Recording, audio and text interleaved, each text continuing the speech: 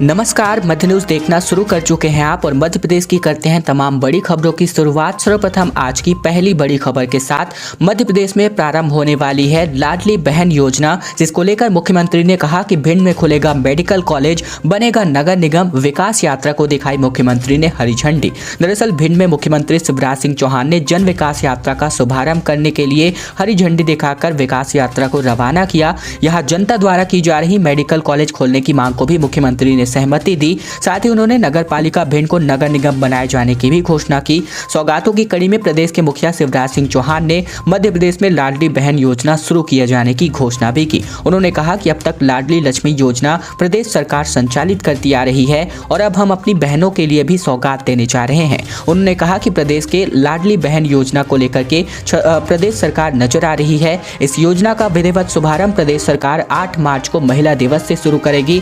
इस योजना के तहत हर वर्ग की बहनों को प्रत्येक माह 1000 रुपए दिया जाएगा। इस राशि का उपयोग प्रदेश भर की बहन अपनी जरूरत के सामान को खरीदने में पूरा करेंगी। मध्य प्रदेश में कर्मचारियों की सरकार को चेतावनी, कहा तो सरकार बदल देंगे। ओल्ड पेंशन स्कीम को लागू करने की मांग। अब प्रदेश के कर्मचारियों ने की 1 महीने का अल्टीमेटम भी इनके द्वारा दिया गया प्रदेश की सरकार को। कांग्रेस शासित राज्यों में ओल्ड पेंशन स्कीम लागू होने के बाद अब मध्य प्रदेश में भी इसे लागू करने का दबाव लगातार बढ़ता जा रहा है। National movement for old pension scheme के राष्ट्रीय अध्यक्ष ने प्रदेश सरकार को 1 महीने का अल्टीमेटम जारी किया है। उन्होंने कहा कि अगर ओल्ड पेंशन स्कीम का सरकार नहीं फैसला करती है तो हम सरकार को बदलने के लिए काम शुरू कर देंगे। हमारा एक ही नारा रहेगा, वोट फॉर ओपीएस। दरअसल बीते दिन भोपाल के भेल दशहरा मैदान पर कर्मचारी संगठनों ने ओल्ड पेंशन स्कीम को लागू करने के लिए बड़ा ही शक्ति प्रदर्शन किया। प्रदेश भर से अलग अलग विभागों के कर्मचारी बड़ी संख्या में पहुंचे। 10 स्वीकृत घाटों के निर्माण की डीपीआर भोपाल में लंबित।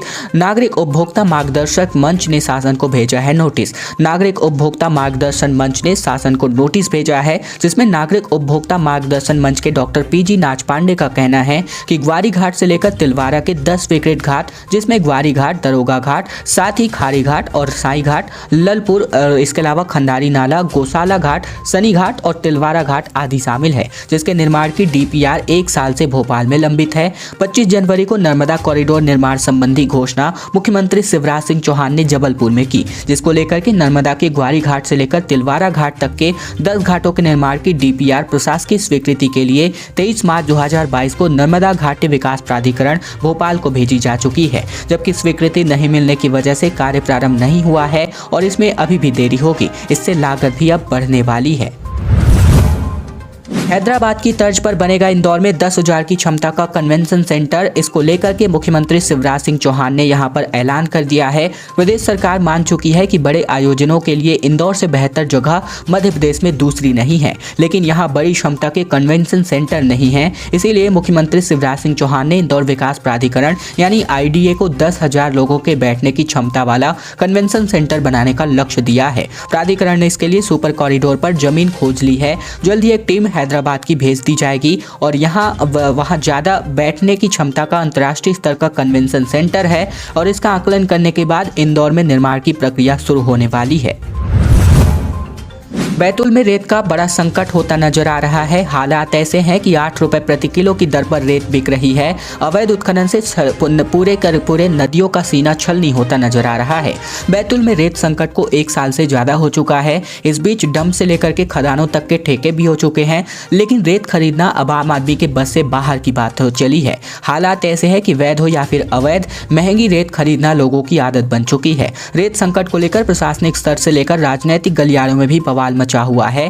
ऐसे ही रेत की पूरी एबीसीडी जानना जरूरी है, जिसमें अवैध रेत उत्खनन से लेकर के रेत में बिक्री का गणित भी शामिल है। रेत का ठेका परवान न चढ़ने और सरकारी रेत न मिलने से जिले भर में रेत का अवैध गोरख धंधा जमकर फल फूल रहा है और हालात ये हैं कि 21 से ज्यादा स्थानों में अवैध उत्खनन अभी भी जारी है। और अभी अगर बात करें तो हालात ऐसे बन चुके हैं कि 8 रुपए प्रति किलो की दर पर रेत बिक रही है। और अब दोस्तों खबरों में आगे बढ़े उससे पहले अगर आप मध्य प्रदेश के हैं, मध्य प्रदेश की तमाम बड़ी खबरें ठीक इसी प्रकार रोजाना आप अपने मोबाइल पर देखना चाहते हैं तो नीचे लाल कलर का सब्सक्राइब बटन दिया है, जिसे दबाकर चैनल को आपको सब्सक्राइब करना है ताकि प्रतिदिन की महत्वपूर्ण खबरें मध्य प्रदेश समाचार हम आप तक रोजाना पहुंचा सकें। मध्य प्रदेश में अब लाइब्रेरियन के 255 पदों पर भर्ती होगी। इंटेलिजेंस ब्यूरो में 1,675 पदों पर वैकेंसीज हैं, जबकि अन्य 3 विभागों में भी बम्पर भर्तियां निकाली गई हैं। Madhya Pradesh public service commission ने लाइब्रेरियन के 255 पदों के लिए भर्ती के लिए नोटिफिकेशन जारी कर दिया है। इन पदों पर कैंडिडेट्स MPPSC की ऑफिशियल वेबसाइट mppsc.mp.gov.in के जरिए आवेदन कर सकते हैं। इसके अलावा बात करें तो यहाँ पर जो है 10वीं पास छात्रों के लिए IB में नौकरी पाने का सुनहरा मौका है। यहाँ सिक्योरिटी असिस्टेंट, एग्जीक्यूटिव और मल्टीटास्किंग स्टाफ के 1,675 पदों पर भर्ती निकाली गई है। साथ ही बात करें तो यहाँ पर जो है UPSC के IAS और IFS प्रीलिम्स परीक्षा का आयोजन 2023 में जो है नोटिफिकेशन इसके लिए जारी हो चुका है और ये 28 मई को होने वाली है। इसके अलावा एजुकेशनल क्वालिफिकेशन समेत अन्य सभी जानकारियाँ आप विभाग की ऑफिशियल वेबसाइट पर देख सकते हैं। आयुष मेगा शिविर का आयोजन हुआ, जहां 100 से अधिक मरीजों का स्वास्थ्य परीक्षण करके निःशुल्क दवा वितरित करी गई। आयुष विभाग ने बीते दिन पुरानी कृषि उपज मंडी आगर में आयुष मेगा शिविर लगाया। इस शिविर में आयुर्वेदिक और होम्योपैथिक चिकित्सा पद्धति से मरीजों का स्वास्थ्य परीक्षण किया गया। उन्हें निःशुल्क दवा का वितरण भी किया गया। शिविर का शुभारंभ भाजपा जिला उपाध्यक्ष सतीश शास्त्री, अशोक प्रजापत और गिरिराज माली के द्वारा किया गया। इस शिविर में डॉक्टर सुनील शर्मा, डॉक्टर माया मालवीय, साथ ही डॉक्टर कृष्णा वर्मा और जाकिर अंसारी के द्वारा मरीजों का स्वास्थ्य परीक्षण किया गया और उन्हें निःशुल्क दवा का वितरण भी किया गया। डॉक्टर अंसारी के मुताबिक आयुष विभाग के माध्यम से शिविर आयोजित करके तकरीबन 100 से अधिक मरीजों का स्वास्थ्य परीक्षण किया गया। मध्य प्रदेश के राज्य सेवा परीक्षा 2020 का परिणाम घोषित किया जा चुका है। 3 हिस्सों में मुख्य व प्रारंभिक सूची जारी की गई है। दरअसल मध्य प्रदेश लोक सेवा आयोग यानी कि MPPSC ने राज्य सेवा मुख्य परीक्षा 2020 का रिजल्ट बीती रात को जारी किया। अप्रैल 2022 में कुल 260 पदों के लिए मुख्य परीक्षा आयोजित हुई थी और लंबे इंतजार के बाद आखिरकार अब जाकर PSC ने विधिक राय लेकर के रिजल्ट जारी कर दिया है। OBC आरक्षण पर न्यायालय से अंतिम निर्णय नहीं आने के चलते PSC ने 3 विभागों में नतीजे जारी किए हैं। सिवनी और बालाघाट में कोल्ड वेव अभी भी चलती नजर आ रही है। MP में 2 दिन बाद थोड़ी राहत मिली है और ऐसे में 9 से 10 फरवरी से बीच एक बार फिर से कड़ाके की ठंड पड़ सकती है। मध्य प्रदेश में ठंड में दिन से राहत मिल चुकी है, पर रातें अभी भी सर्द हैं। ज्यादातर शहरों में पारा 10 डिग्री से कम है। 2 दिन तक मौसम ऐसा ही रहेगा। इसके बाद ठंड से थोड़ी राहत मिलेगी, लेकिन अगर 9 से 10 फरवरी की बात की जाए तो कड़ाके की ठंड का दौर एक बार फिर शुरू होगा।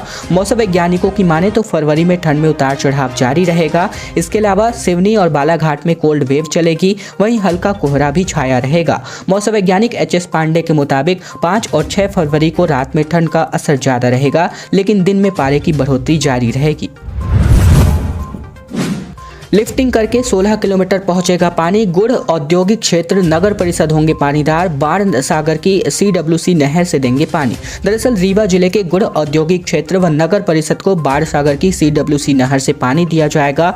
अभी जल के अभाव में बदवार, सोलर प्लांट सहित लगाने वाले अन्य उद्योग प्रभावित हो रहे हैं। ऐसे में बीते दिन रीवा कलेक्टर मनोज पुष्प सिंह ने CWC टीकर का निरीक्षण किया। कलेक्टर ने कहा कि गुड़ औद्योगिक क्षेत्र, गुड़ नगर परिषद और बदवार सोलर प्लांट में पानी की समस्या का पूर्णतः निराकरण हो रहा है और आने वाले दिनों में लिफ्टिंग करके 16 किलोमीटर पाइपलाइन के जरिए पानी पहुंचाया जाएगा। हरदा में 70 जोड़ों का निकाह तय किया गया, जिसमें मुख्यमंत्री विवाह योजना के तहत घरातियों और बारातियों ने एक साथ दावत खाई। रविवार को जो है जिला मुख्यालय की कृषि उपज मंडी परिसर में मुख्यमंत्री विवाह योजना के अंतर्गत मुस्लिम समाज के 70 जोड़ों ने एक साथ ही एक ही मंडप के नीचे निकाह किया है।